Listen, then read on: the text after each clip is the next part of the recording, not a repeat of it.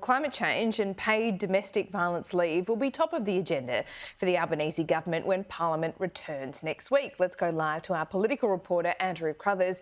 Andrea, what else can we expect? We know that economic statement is coming. Yeah, it is, Laura, and there'll be 4 pieces of legislation that the Albanese government will be keen to introduce when Parliament returns, the opening of the 47th Parliament and their first time in government in some 9 years. So those 4 pieces of legislation, it includes changes to aged care to mandate a nurse on 24/7 in facilities, that paid domestic violence leave, so 10 days of family and DV leave every year for those who need it. That'll be changes to the Fair Work Act.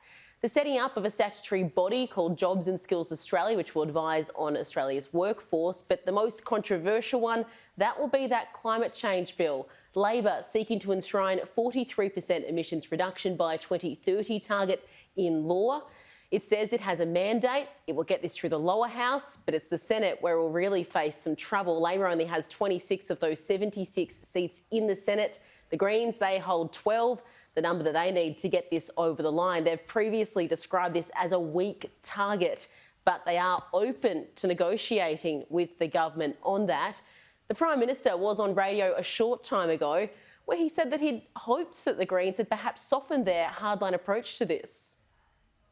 Look, we're happy to consider any sensible amendments that can improve legislation. Can I jump in? But what we're not happy to do, to be very clear, is to change the issue that we have a mandate for, which is 43% reduction by 2030 and net zero by 2050. That's where I was going to clarify. That's what it came down to.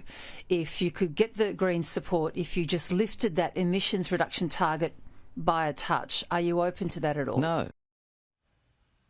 So not budging on that overall emissions reduction target, but potentially open to other amendments. We did hear Chris Bowen earlier talking about this ratchet mechanism, potentially open to that one as well, Laura. Okay, great. We'll be speaking to Adam Bant later on the show, so we'll get his position as it stands today.